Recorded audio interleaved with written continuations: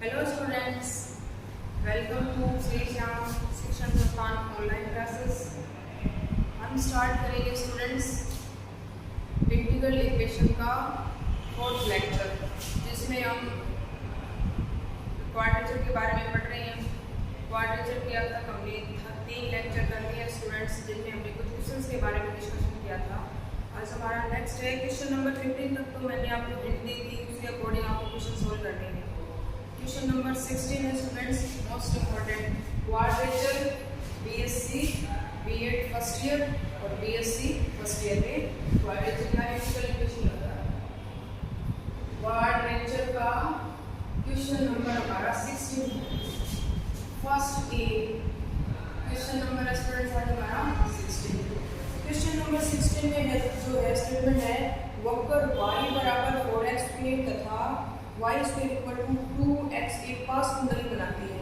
इसने बोला है वक्र y बराबर 4x² y बराबर 4x² तथा y बराबर 4x² तथा y² equal to 2x y² equal to 2x एक पास कुंडली बनाती है। प्रदर्शित कीजिए कि उनके प्रतिच्छेद बिंदुओं को मिलाने वाली रेखा पास कुंडली को समान दो भागों में विभाजित करती है। मतलब इसने स्टेटमेंट दिया है क्वेश्चन का कि ये दो वक्र देखिए y बराबर 4x² और y² इक्वल टू 2x। इस इक्वेशन को हम लिख सकते हैं यहाँ से y बराबर 4x² तो यहाँ से आ जाएगा x² इक्वल टू y/4, ये वाला इक्वेशन नंबर फर्स्ट, तथा y² इक्वल टू 2x दोनों क्या स्टूडेंट्स ये परवलय को रिप्रेजेंट कर रहे हैं। इसने बोला कि ये दोनों जो वक्र है वो एक पास कुंडली बनाते हैं और उस पास कुंडली के प्रतिच्छेद बिंदुओं को मिलाने वाली जो रेखा है वो इस पास कुंडली को दो बराबर भागों में डिवाइड करते हैं। उनका क्षेत्रफल ज्ञात करना है। समान क्षेत्रफल होगा तो सबसे पहले हम इसका डायग्राम बनाते हैं। x² equal to 4ay x² equal to y/4, ऊपर वाला परवलय होता है कोस डायरेक्शन में y, ये वाला परवलय होता है x² इक्वल टू या y बराबर 4x² है, ये वाला y बराबर 4x²। और a का हमारे पास y² equal to 2x y² equal to 2x, ये वाला बनेगा y² equal to 2x y² equal to 2x x अक्ष y अक्ष x डैश y डैश, दोनों का ओरिजिन मूल बिंदु है 0 0, इनको 0 0 पर प्रतिच्छेद करते हैं स्टूडेंट्स और एक प्रतिच्छेद करते हैं वो इस पॉइंट पे। इस पॉइंट को मान लिया, इसको नाम दे दिया O, यहाँ पे कोई पॉइंट मान लिया B, ये पॉइंट मान लिया O A, और ये वाला मान लिया B, और ये वाला मान लिया यहाँ पे कोई C। तो B के जो निर्देशांक होगा x और y मान लिया। तो सबसे पहले हमें यहाँ पे इनका प्रतिच्छेद बिंदु ज्ञात करना है। ठीक है स्टूडेंट्स, फिर क्या करेंगे, फिर O B को मिलाने वाली रेखा का समीकरण ज्ञात करेंगे। दो बिंदुओं को मिलाने वाली रेखा का समीकरण हम ज्ञात करेंगे। ठीक है स्टूडेंट्स, तो यहाँ से क्या जाएगा हमारे पास है दो बिंदुओं को मिलाने वाली रेखा का समीकरण। तो सबसे पहले इनका प्रतिच्छेद बिंदु ज्ञात करना है, क्योंकि वक्रों का प्रतिच्छेद बिंदु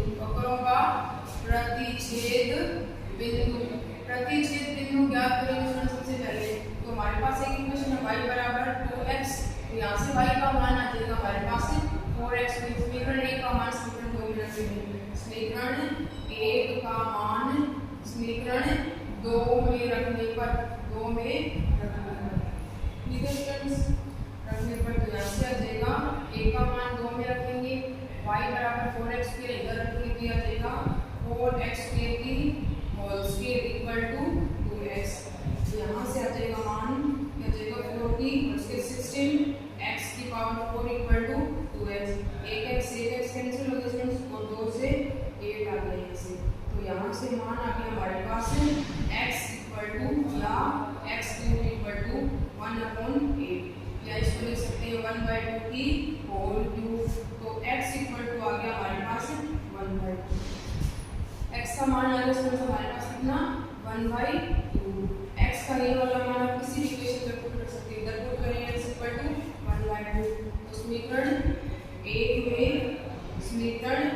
1 में x का मान रखने पर x का मान को करेंगे तो x² y/4, x का मान आया हमारे पास 1/2, तो यहाँ से 1/2 की whole square equal to y/4, तो यहाँ से 4 इधर लेके जाएंगे तो ये आ जाएगा 1/4 इंटू 4 इक्वल टू y, तो y का मान आ गया हमारे पास यहाँ से 1, y इक्वल टू y से हमारे पास 1। तो बिंदु B के जो निर्देशांक है, B के निर्देशांक आ गए हमारे पास x का मान 1/2 और y का मान आ गया हमारे पास कितना फ्रेंड्स, y का मान आ गया 1। तो हमारे पास 2 पॉइंट मिल गए स्टूडेंट्स। हमें दो बिंदुओं से गुजरने वाली रेखा का जो समीकरण है वो हमें क्या करना है स्टूडेंट्स, ज्ञात करना है।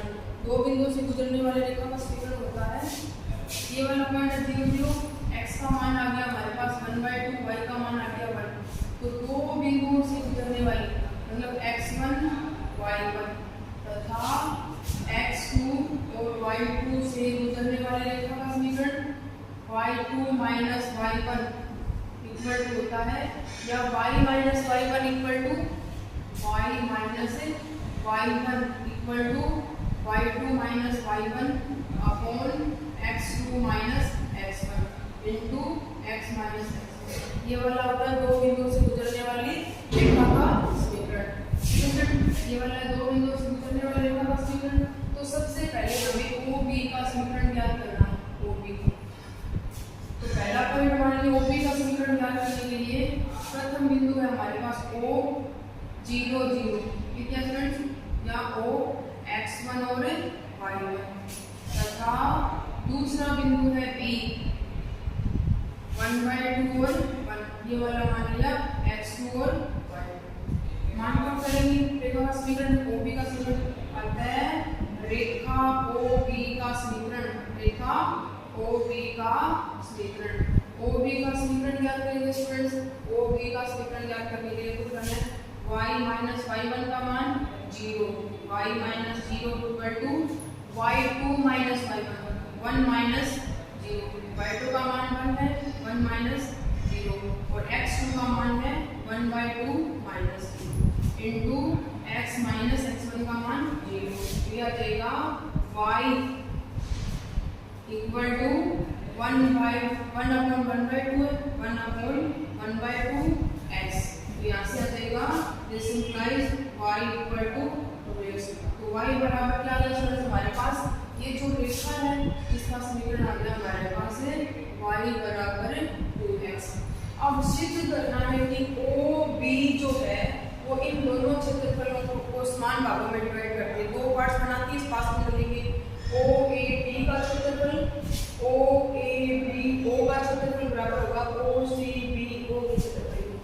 देन शो दैट, सिद्ध करना है स्टूडेंट्स, आकृति या खंड OABO का क्षेत्रफल बराबर होगा OCBO का क्षेत्रफल, इनके बराबर होगा ये वाला क्षेत्रफल। इसलिए OABO का क्षेत्रफल दो वक्रों द्वारा एक रेखा है, ऊपर वाला परवलय इनके द्वारा परिबद्ध क्षेत्रफल ज्ञात करना है। तो OAB का क्षेत्रफल बराबर का क्षेत्रफल इक्वल टू कितना इंटीग्रेशन x की लिमिट x बराबर 0 से x बराबर ले लेंगे यहाँ पे 1/2 मान x का, x इक्वल टू 0 से x इक्वल टू 1/2, x बराबर 0 से x बराबर 1/2 इंटू y 1 माइनस y2। पहले ऊपर वाला वक्र लेंगे, ऊपर वाला वक्र हमारे पास है ये बराबर है y स्क्वायर इक्वल टू ऊपर वाला जो वक्र है स्टूडेंट्स वो है हमारे पास ये वाला वक्र ऊपर वाला। तो यहाँ से इसका मान हमें लेना है, तो यहाँ से इसका मान हम चूज करेंगे स्टूडेंट्स, तो क्या आएगा वो आएगा हमारे पास ये वाला वक्र है y square equal to 2x, या y बराबर आ जाएगा √2x। तो यहाँ से आ जाएगा y का मान 0 से 1/2 आ जाएगा √2x, y 2 नीचे वाला y का रेखा है, y बराबर है माइनस का 2x इंटू dx। परिबद्ध क्षेत्रफल लिखना स्टूडेंट, तो नीचे वाला वक्र है y इक्वल टू 2x और ये ऊपर वाले ये नीचे वाली ऊपर वाला वक्र और नीचे वाली रेखा को माइनस करना है, रेखा y बराबर 2x इंटीग्रेशन करना है। तो यहाँ से आ जाएगा इंटीग्रेशन 0 से 1/2 √2 है √2 इंटू x की पावर है 1/2 इंटू dx। अलग अलग कर लेते हैं, 0 से 1/2 x इंटू dx। इसका करेंगे √2 बाहर है, इंटीग्रेशन 0 से 1/2 या इंटीग्रेशन हो जाएगा √1/2 प्लस 1 3/2 अपॉन नीचे 3/2 यह देगा x raise to the power 3/2 upon 3/2। Limit है 0 से 1/2 minus 2 into x square by 2 यह देगा एक्स स्क्वायर बाई 2। लिमिट है 0 से 1/2। सॉल्व करेंगे इसको तो वैल्यू आएगी हमारे पास है ये 3/2 है, बाहर ले लेंगे 2 अपॉन या 2√2 अपॉन यह देगा ये पहला माना 2√2 अपॉन बाहर ले लिया। वैल्यू पुट करनी यहाँ पे हमें 1/2 की पावर हमारे पास है 3/2 है। अपर लिमिट पुट करेंगे, लोअर लिमिट में मान 0, आगे वाला माइनस का साइन 2 इंटू 1/2 पुट करना है x की जगह तो 1/2 की होल स्क्वायर तो नीचे आ जाएगा 1/8। वो पहले से ये 1/2 1/4 तो 1/8 ये वाला मान आ गया। तो यहाँ से इसको सॉल्व करेंगे 2√2 इंटू यहाँ इसको लिख सकते हैं 1/2 की पावर है 3/2 बाहर है 3/2 अंदर है और हाफ बाहर है तो हो जाएगा पूरी 2 और 2 ये पूरा हो जाएगा हमारे पास 8 और हाफ 2 की स्क्वायर 4 और 2 बाहर भी आ जाएगा 8/8 माइनस इधर आ जाएगा 1/4 तो एलसीएम लेंगे तो ये आएगा 12 क्या जाएगा 3 इंटू तो ये आ जाएगा हमारे पास ये बचा मान बाहर हमारे पास तो यहाँ से मान आ जाएगा 24 माइनस 1/4 कितना देगा इसमें से 3 आ जाएगा तो यहाँ से मान बचा 21/12।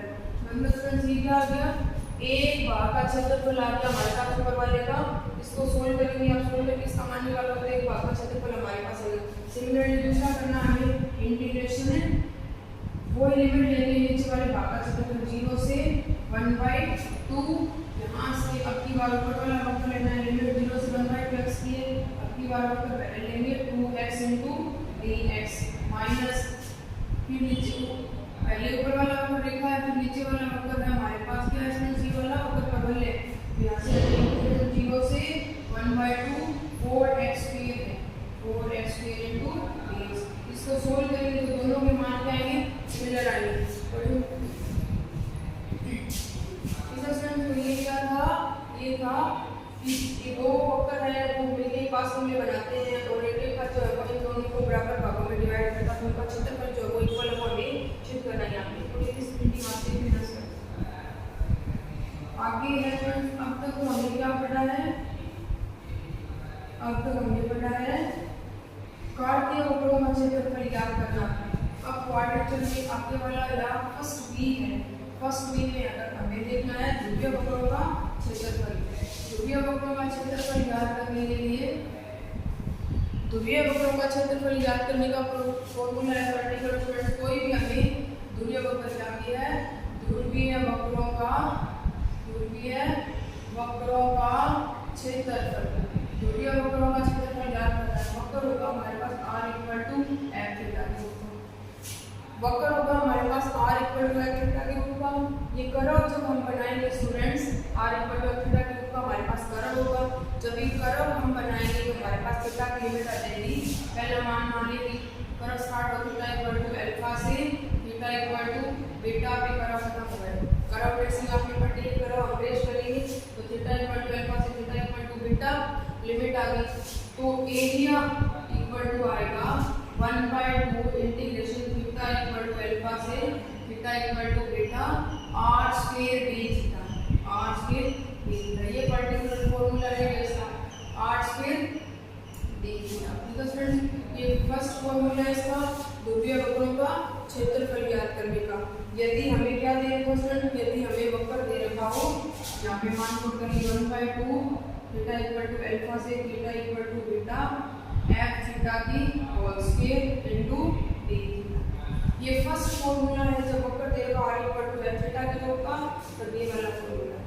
सेकंड है जब हमें वक्र दे रखा हो theta equal to F R के रूप में तथा ध्रुवांतर रेखा की लंबाई हमें दे रखी हो r इक्वल टू r1 से r इक्वल टू r2। तो ध्रुवांतर रेखा की लंबाई हमें दे रखी हो तो इस क्षेत्र या इस वक्र का क्षेत्रफल ज्ञात करने का जो फॉर्मूला होगा वो होगा हमारे पास 1/2 integration r equal to r1 से r2 और एफ आर इंटू ये वाला फॉर्मूला रहेगा हमारे पास है। तो ये वक्रों का क्षेत्रफल एफ आर की होल स्क्वायर इंटू ठीक है स्टूडेंट्स। तो दो फॉर्मूले जो वक्र दिया पर थीटा के रूप का theta equal to F R के रूप में ज्यादातर हमारे पास basically R equal to theta के रूप की वक्र दे रहेंगे जिनका हमें क्या करना है क्षेत्रफल ज्ञात करना है। कुछ एग्जांपल से जो आपको सॉल्व करनी है आगे है इसके फर्स्ट बी के क्वेश्चन स्टार्ट करते हैं क्वेश्चन नंबर 4 से। क्वेश्चन नंबर 4 में है कि निम्न वक्रों के क्षेत्रफल ज्ञात कीजिए। निम्न वक्रों के क्षेत्रफल ज्ञात कीजिए। फर्स्ट बी है क्वेश्चन नंबर फर्स्ट के 4 पार्ट है। क्वेश्चन नंबर फर्स्ट है ए पार्ट है इसका सबसे पहले r equal to a plus b cos theta r equal to a plus b cos theta का हमें क्षेत्रफल ज्ञात करना है। कंडीशन दे रखी है a ग्रेटर देन b या a ग्रेटर देन b। तो सबसे पहले क्या करना है स्टूडेंट ये वक्र बनाना है कि हमें ये ज्ञात करना है r equal to a plus b cos theta देखने से इसको पता चल रहा है कि क्या स्टूडेंट एक कार्डियोइड है। तो सबसे पहले मान वक्र बनाना थीटा इक्वल टू क्या पुट करें सबसे पहले सिमेट्री देखते हैं। Theta equal to minus theta put करेंगे तो इसका मतलब क्या है theta equal to minus theta रखने पर समीकरण के मान cos minus theta equal to cos theta समीकरण के मान में कोई परिवर्तन नहीं होता है। अतः theta equal to minus theta रखने पर समीकरण के मान में कोई परिवर्तन नहीं होता अतः ये जो वक्र दे रखा है वो प्रारंभिक रेखा के प्रति सममित होगा। अतः वक्र प्रारंभिक रेखा के प्रति सममित होगा। सिमेट्री जितनी इसकी आती है वो हम ले लेंगे। फर्स्ट तो सिमेट्री है इसकी प्रारंभिक रेखा के प्रति ये सममित है। तो डायग्राम बनाएंगे थीटा के मान पुट करते जाएंगे प्रारंभिक रेखा के प्रति सममित है। तो हमारा जो डायग्राम बनता है वो x अक्ष ये वाला y अक्ष ये x है और ये वाला y है। ये क्वेश्चन मूल बिंदु या ध्रुव है 0 0 हो। देखिए स्टूडेंट्स ध्रुव है ये वाला r के थीटा इक्वल टू कौन से लाइन है theta equal to 0 degree line है। थीटा इक्वल टू π/2 लाइन है। Theta equal to pi line है। थीटा इक्वल टू 3π/2 लाइन है। ये वाली है थीटा इक्वल टू 2π लाइन है। तो students theta equal to 0 degree line की पॉजिटिव डायरेक्शन ये वाली थीटा इक्वल टू 0 डिग्री की नेगेटिव डायरेक्शन ये वाली मतलब है r के जो पॉजिटिव मान आएंगे थीटा इक्वल टू 0 डिग्री पे वो इधर वाले डायरेक्शन में क्योंकि ध्रुवीय वक्रों में हम r के मान जैसे हमारे पास कैसे ध्रुवांतर रेखा या फिर हम कोई पॉइंट लेते हैं p होता है r थीटा थीटा ये वाला एंगल होता है कि प्रारंभिक रेखा के साथ कितना ये कोण बनाती है। ये हमारी इनिशियल लाइन है और ये वाली है रेडियस वेक्टर ध्रुवांतर रेखा। कि ध्रुवांतर रेखा जो है वो प्रारंभिक रेखा के साथ कितने डिग्री का कोण बनाती है वो वाला एंगल हम यहाँ पे लेते हैं। तो ये वाली इनिशियल लाइन है प्रारंभिक रेखा से थीटा कोण बनाए और यहाँ से लेके यहाँ तक इस लाइन पर ध्रुवांतर रेखा की लंबाई है। तो पॉजिटिव लंबाई ये वाली होगी और नेगेटिव डायरेक्शन में। Similarly theta equal to 0 degree line है 0 डिग्री की पॉजिटिव डायरेक्शन में r के मान इधर पॉजिटिव होंगे। अगर थीटा इक्वल टू 0 डिग्री पे r का मान आता है हमारे पास नेगेटिव तो पीछे वाली डायरेक्शन में बढ़ेगी क्योंकि हमें पता है ये हमारे पास संख्या रेखा पे लाइन नंबर संख्या रेखा पे 0 इधर आता है पॉजिटिव 1 इधर आता है -1 इधर। तो 0 से पॉजिटिव डायरेक्शन में मान पॉजिटिव होते जाएंगे और अगर बैकवर्ड डायरेक्शन में बढ़ते हैं तो मान नेगेटिव मिलते जाएंगे।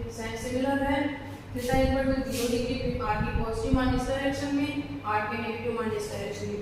Theta equal to O line आएगी बीच में, इससे हमारे पास आया π/4 आया। π/4 लाइन भी होती है हमारे पास ये वाली, π/6 लाइन भी होती है, π/3 लाइन भी होती है, फिर π/2 होता है। जिस रेखा के प्रति वक्र की हमारे पास सिमेट्री हो, या जिस रेखा की हमारे पास वक्र में सममिति हो, तो उस रेखा तक या उस रेखा से ऊपर ऊपर के मान हम रख लेते हैं। तो इसलिए कहा है कि जो वक्र दिया गया वो इस ये प्रारंभिक रेखा इसकी पॉजिटिव डायरेक्शन और नेगेटिव वाली इस रेखा के प्रति सममित है। तो इस रेखा से ऊपर ऊपर के मान मतलब फर्स्ट क्वाड्रेचर और सेकंड क्वाड्रेचर के मेन मान जो हमारे पास वो हम रख लेते हैं। तो मान रखेंगे सबसे पहले theta equal to 0 degree, 0 degree मान रखेंगे, आर और थीटा के मान रखेंगे, आर थीटा के मान पता करेंगे, theta equal to 0 degree, cos 0 का मान 1, तो यहाँ पे आ गया a प्लस बी, तो आर का मान आ गया a प्लस बी और थीटा इक्वल टू 0 डिग्री। फिर अब लेते हैं थीटा इक्वल टू π/2, cos π/2 का मान होता है 0, तो आर का मान आ गया हमारे पास a, π/2 पे इसका मान आ गया हमारे पास a। थीटा इक्वल टू पाई रखा, पाई ये वाली लाइन हमारे पास, थीटा इक्वल टू पाई पे इसका cos पाई का मान होता है -1, तो theta equal to pi line पे आ गया इसका मान a माइनस b, ये वाला मान आता है। और a का मान जो है वो क्या है, बड़ा है b से, तो इसका मतलब a में से जब b को माइनस करेंगे तो इसका मान पॉजिटिव मान मिलेगा कुछ ना कुछ।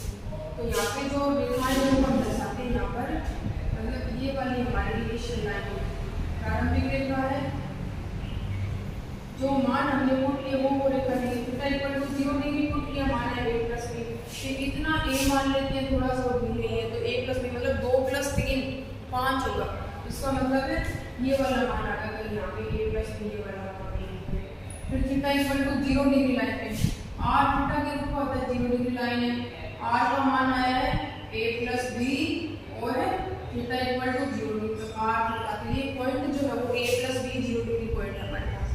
अब की बार थीटा इक्वल टू π/2 पुट किया, π/2 के मान आया a, तो π/2 पे ये वाला मान मान लिया हमने a, r का मान a और π/2 है ये वाला पॉइंट। अब फिर मान लेना है पाई पे, पाई ये वाली लाइन है, पाई पे मान मिला a माइनस b, मतलब पूरे में से मतलब b घटाया तो मुझे थोड़ा सा मान यहाँ पे मिला पॉजिटिव मान, तो ये वाला पॉइंट और एक ये वाला पॉइंट और एक ये वाला पॉइंट, ये पॉइंट हमारे पास है कितना स्टूडेंट्स, a माइनस b और पाई। a का मान जो बड़ा है b से, मतलब 3 में से 2 माइनस करेंगे तो एक बचेगा, पॉजिटिव मान आएगा स्टूडेंट्स हमारे पास। तो इन पॉइंटों को हम मिलाएंगे, तो ये वाला मिलेगा हमारे पास, ये वाला होगा। इस रेखा की प्रति सममित है, तो जितना ऊपर बन गया उतना नीचे बन गया, मतलब ये वाला होगा। तो इसका मतलब ये एक अर्धव्यास या क्वाड्रेंट बन गया, जिसकी जो लिमिट है वो थीटा इक्वल टू 0 डिग्री से थीटा इक्वल टू पाई पे खत्म हुआ है। 2 से मल्टीप्लिकेशन करेंगे तो पूरे का क्षेत्रफल हमारे पास आ जाएगा। इसलिए टोटल एरिया इक्वल टू, इसलिए टोटल एरिया इक्वल टू, पहले 2 से गुणा करना है, फिर जो फॉर्मूला है 1/2 थीटा इक्वल टू 0 से theta equal to pi r square d theta, ये वाला रहेगा पूरा एरिया। तो 2 से 2 कैंसिल हो जाएगा, यहाँ से आ जाएगा 0 से 2 से मल्टीप्लिकेशन हो गया, क्योंकि इस रेखा के प्रति सममित है, theta equal to 0 degree line, theta equal to pi line है, इससे ऊपर ऊपर के मान हमने लिए हैं और ऊपर वाले का फाइंड करेंगे, ये आ जाएगा और सममित है तो इसका मतलब 2 से गुणा करेंगे तो टोटल का एरिया हमारे पास क्या है, ये जाएगा। तो 0 से π/2, 0 से पाई, 0 से पाई, r का मान है a plus b cos theta और स्क्वायर इनटू d थीटा, तो यहाँ से आ जाएगा थीटा इक्वल टू 0 से पाई और स्क्वायर कर लेंगे a square plus b square cos square theta, फिर आ जाएगा plus 2ab cos theta into d theta, ये वाला मान आने वाला है। a square b square cos square theta plus का साइन है plus 2ab cos theta into d theta, इधर आ जाएगा हमारे पास टोटल का d थीटा, टोटल का d theta. cos theta equal होता है 1 प्लस cos थीटा/2 अपॉन 2, हाफ है या cos 2 थीटा अपॉन 2, तो ये लिख देंगे, यहाँ से आ जाएगा हमारे पास मान एरिया इक्वल टू आएगा यहाँ से 0 से pi A square plus B square cos square theta equal to 1 plus cos 2 theta upon 2 आ जाएगा 1 plus cos 2 theta upon plus आ जाएगा 2ab cos theta into b।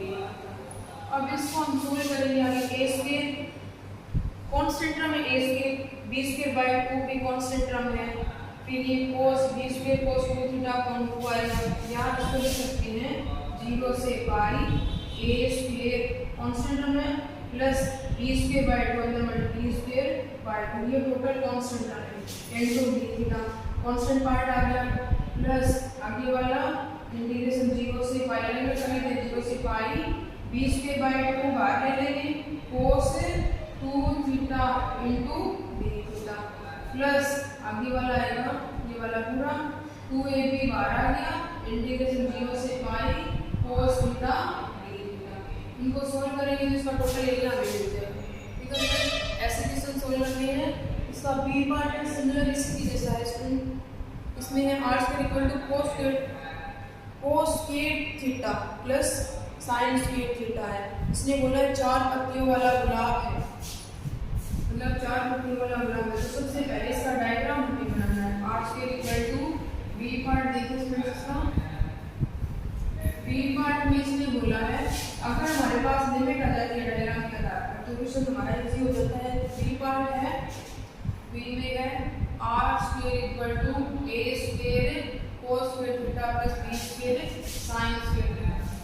r square equal to a square cos square theta plus b square sin square theta ये वाला है। 4 पत्तियों वाला graph है। इसका मतलब सिमेट्री देखनी है इसकी सबसे पहले किसकी प्रति है। Theta equal to minus theta put करें तो यहाँ पे समीकरण चेंज होगा। Theta equal to pi by 2 put करेंगे तो pi by 2 minus theta put करेंगे तो समीकरण में चेंजिंग आएगी। तो सबसे पहले जितने भी पॉइंट है हमारे पास सिमेट्री की उनकी सिमेट्री हमें देखनी है, उनकी सिमेट्री हमारे पास क्या बनती है। ठीक है, सिमेट्री देखने के लिए हमारे पास सिमेट्री कितने पॉइंट होते हैं स्टूडेंट्स? सिमेट्री के पॉइंट होते हैं हमारे पास 4। थीटा इक्वल टू सबसे पहले क्या पुट करना है, theta equal to minus theta put करेंगे तो समीकरण के मान में चेंजिंग होगी। थीटा इक्वल टू पुट करते हैं दूसरा मान है हमारे पास सीधा मान है 4 पत्ती वाला गुलाब में r square equal to a square cos square theta. Theta equal to minus theta सबसे पहले क्या करेंगे theta equal to minus theta put करेंगे, पहली सिमेट्री है समीकरण के मान में चेंजिंग होगी। Theta equal to minus theta cos square इसको हम लिख सकते हैं r स्क्वायर इक्वल टू पहली symmetry theta equal to minus theta put करें समीकरण के मान में कोई चेंजिंग नहीं होती है तब तो ये प्रारंभिक रेखा की प्रतिसंधि होगा। यदि 2 नंबर है थीटा इक्वल टू हम पुट करते हैं पाई बाय 2 माइनस थीटा, अगर ये वाला मान पुट करते हैं समीकरण के मान में कोई चेंजिंग नहीं होती है तो ये क्या कौन सी रेखा के प्रति संबंधित होगा? पाई बाय 4 लाइन के प्रति संबंधित होगा। यदि 3 नंबर थीटा इक्वल टू अगर हम पुट करते हैं पाई माइनस थीटा तो इसका मतलब इसके प्रति हाफ के प्रति संबंधित होगा, तो इसका मतलब पाई बाय 2 लाइन के प्रति संबंधित होगा। Number 4 theta equal to put करते हैं 2 पाई माइनस थीटा तो पाई लाइन के प्रति संबंधित। ये 4 सिमेट्री के टॉपिक हैं। सबसे पहले इनके मान में ये वाला पुट करके हमें देखना है कि अगर इनमें ये वाला मान अगर हम रखते हैं तो कौन सी सिमेट्री बनती है, कौन सी में समीकरण चेंज नहीं होता है। तो सबसे पहले पहला मान रख देते हैं r स्क्वायर इक्वल टू इसको लिख सकते हैं a cos थीटा की whole square plus b sin theta की होल स्क्वायर ये वाला मान। ठीक है स्टूडेंट, तो थीटा इक्वल टू अगर हम माइनस थीटा पुट करें तो r square equal to cos minus theta equal to cos theta तो a cos minus theta plus आगे वाला whole square updating plus b sin minus theta updating whole square और लेंगे तो यहाँ से a square cos minus theta equal to cos theta मिल जाएगा cos theta cos square theta whole square plus minus का साइन आएगा होल स्क्वायर तो आ जाएगा b square sin square theta मतलब समीकरण के मान में कोई चेंज नहीं होगा। तो इसका मतलब प्रारंभिक रेखा में प्रति संबंधित है। दूसरा मान पुट करेंगे, जैसे दूसरा मान लिखा हमने ये वाला, इस पे तो चेंज हो जाएगा क्योंकि cos पाई बाय 2 माइनस है, इधर साइन थीटा आ जाएगा, इधर pi by 2 minus theta cos theta आ जाएगा, स्प्लिट चेंजिंग होगी। ये पाई माइनस थीटा है, ये सेकंड क्वाड्रेचर में ये पॉजिटिव आ जाएगा, ये वाला नेगेटिव है, बाहर साइन है ऊपर होल स्केयर, तो इसका मतलब इस पे भी स्प्लिट चेंज नहीं हो रहा है, इस पे स्प्लिट क्या नहीं हो रहा, चेंज नहीं हो रहा, तो इसका मतलब पाई बाय 2 लाइन के प्रति भी सममित है। मतलब ओनली फर्स्ट क्वाड्रेचर में हमारे पास कितना डायग्राम बनेगा उसके अकॉर्डिंग हम बना लेंगे। कोई कंडीशन नहीं दे रही है a square b a square plus b जो भी है, तो इसका मतलब है जब हम मान पुट करते हैं डायग्राम बनाते हैं, सिमेट्री हमारी आगे प्रारंभिक रेखा के प्रति सममित है, इसके समीकरण चेंज नहीं होता, इसके चेंज नहीं होता, पाई बाय 2 लाइन के प्रति भी सममित है। जैसे हमने मान पुट किए दो अलग-अलग वक्र हमें मिलेंगे, जैसे ये वाला हमारा x अक्ष है, ये वाला y theta equal to 0 degree line, theta equal to pi by 2 line, theta equal to pi line, 3 pi by 2 line, 2 pi line, ये वाली लाइन है। तो सबसे पहले थीटा इक्वल टू 0 डिग्री मान पुट करेंगे, theta equal to r theta, theta का मान 0 पुट करेंगे, cos 0 का मान होता है 1, b sin 0 का मान 0, तो इसका मतलब है 0 पे r का मान आगे प्लस माइनस 1, तो थीटा इक्वल टू 0 डिग्री पे मान आगे से plus minus theta equal to pi by 2 put करेंगे, स्टूडेंट दूसरा मान पाई बाय 2 पुट करना है, तो पाई बाय 2 इधर रखेंगे, इसका मान आ जाएगा 1 ये 0, तो theta equal to pi by 2 पे पाई बाय 2 पे इसका मान आता है प्लस माइनस, फिर पाई पुट करेंगे, पाई बाय cos पाई का मान होता है -1, cos पाई का मान -1 और स्थिर को भी कर देगा, तो थीटा इक्वल टू पाई पे भी हमें कितना मान मिलता है प्लस माइनस a, मतलब ये वाले मान मिलते हैं हमें 2 पाई पे भी प्लस माइनस a मिल जाएगा, मतलब ये वाले मान हमारे पास आते हैं।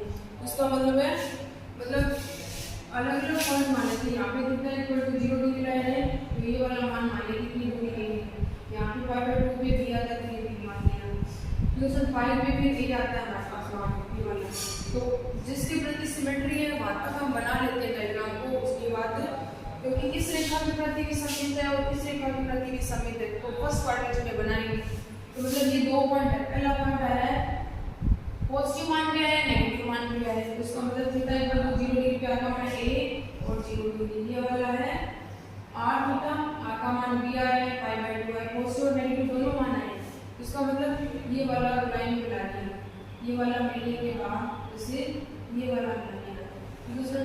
सिमिलरली यहाँ पे जैसे प्लस माइनस है, तो ये वाला मान है 0 डिग्री पे है, हमारा नेगेटिव मान ये वाला, मतलब ऊपर वाला डायग्राम बन गया, सिमिलर इसके ये वाला डायग्राम पूरा वृत्त नहीं है, वृत्त के रूप का बन गया एक बार वक्र।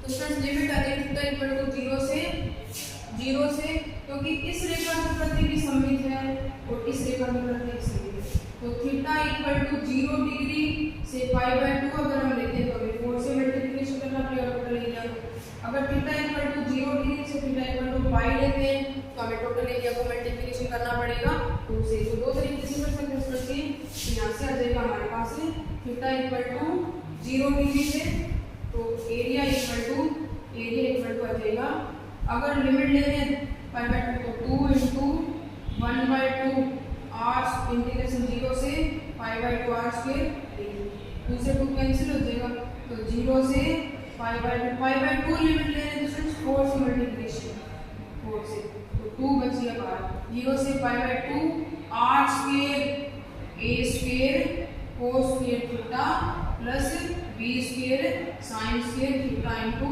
थीटा, ये वाला चाहिए a square cos square theta बाहर ले लेते हैं, यहाँ से मान आ जाएगा, या cos स्क्वायर थीटा बाहर निकालेंगे तो मान आएगा 1 प्लस या a square plus b square sin square theta अपन cos square tan square theta cos square theta ऊपर जाके sec स्क्वायर थीटा में कन्वर्ट हो जाएगा, tan theta equal to b put करके तो इजीली सोल्व कर सकते हैं। अगर लिमिट लेते हैं हम 0 से पाई, तो दूसरा ये वाला क्या area equal to 2 into integration 0 से पाई 1/2 बाहर गई फॉर्मूले में, तो 2 से 2 कैंसिल, r का जो मान है वो आ जाएगा हमारे पास r इक्वल टू कितना है student, r square equal to ये a square cos square theta plus b square sin square theta, ये वाला मान आ जाएगा इनटू d थीटा। सिमिलर इसी के अकॉर्डिंग इसको सोल्व कर सकते हैं। तो ये था हमारा ध्रुवीय वक्रों का क्षेत्रफल ज्ञात करने का फॉर्मूला या प्रोसेस का, इसमें आपकी कुछ एग्जांपल्स दे रहे हैं जो आपको सॉल्व करनी है। इसलिए सॉल्व कर सकते हैं उनको क्योंकि उन्हें सारा डेरिवेशन दे रखा है। और क्वेश्चन नंबर फर्स्ट की 4 पार्ट है, 2 पार्ट मैंने आपको बता दिए, 2 पार्ट हो रहे हैं वो आपको बनाने हैं डायग्राम के आधार पर। अगर हमारे पास लिमिट आ जाती है तो उनका इसलिए इंटीग्रेशन हम कर सकते हैं। ठीक है स्टूडेंट्स, तो आज का हमारा जो टॉपिक है वो है ध्रुवीय वक्रों का क्षेत्रफल याद करने का प्रोसेस था। तो ध्रुवीय वक्रों का क्षेत्रफल याद करने के बारे में डिस्कशन किया है। नेक्स्ट लेक्चर में अपने इसके कुछ मोस्ट इंपॉर्टेंट क्वेश्चन जो है उनके बारे में डिस्कशन करेंगे। ओनली मोस्ट इंपॉर्टेंट क्वेश्चन, सभी नहीं। स्टूडेंट्स, तो एग्जाम्पल्स आपको सोल्व करने हैं।